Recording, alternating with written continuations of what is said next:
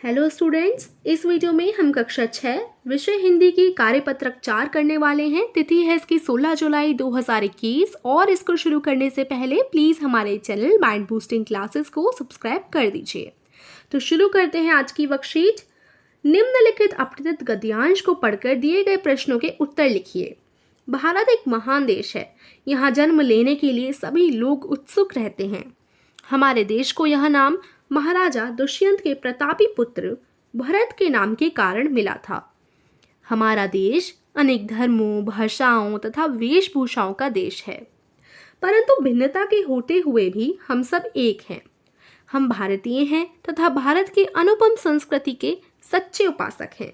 तो यहाँ पर बताया गया है कि जो हमारा देश भारत है उसमें अनेक धर्म हैं, भाषाएं हैं, बहुत सारी वेशभूषाएं हैं, लैंग्वेजेस बोली जाती हैं। इतनी सारी भिन्नता होने के बावजूद भी हम सब एक साथ रहते हैं और एक हैं। तो भारत कैसा देश है? बहुत ही ज़्यादा भिन्नता वाला देश है, अनेक धर्मों, भाषाओं और वेशभूषाओं का देश है। और आगे हमें एक लाल किले की पिक्चर दी गई है और ये छोटा सा अपठित गद्यांश था। अब इसके आधार पर हम प्रश्नों के उत्तर देंगे। तो आपसे प्रश्न एक पूछा जा रहा है, आपको अपने देश की कौन सी बातें अच्छी लगती हैं? कोई दो लिखिए। तो कौन सी लगती हैं आप लिख सकते हैं। जैसे आप इधर से लिख सकते हैं कि जो हमारा देश है वो अनेक धर्मों, भाषाओं तथा वेशभूषाओं का देश है, लेकिन हम सब एक हैं इतनी भिन्नता होने के बावजूद। तो ये चीज़ बहुत अच्छी है। तो इस तरीके से मैंने यहाँ पर लिखा है आंसर में, हमारा देश भारत अनेक धर्मों, भाषाओं तथा वेशभूषाओं का देश है, परंतु भिन्नता के होते हुए भी हम सब एक हैं। भारत दुनिया का सबसे विविध राष्ट्र है, यानी बहुत ही ज़्यादा भिन्नताओं वाला है। तो यहाँ पर ना भूषाओं कर लेना, ऊ की मात्रा कर लेना, ठीक है। तो भूषाओं का देश है, यहाँ पर ये आएगा, ठीक है। उसके बाद आपसे प्रश्न 2 पूछा जा रहा है, भारत को यह नाम किस कारण मिला? तो अभी ऊपर हमने अपठित गद्यांश में पढ़ा है कि हमारे देश को यह नाम महाराजा दुष्यंत के प्रतापी पुत्र भरत के नाम के कारण मिला था।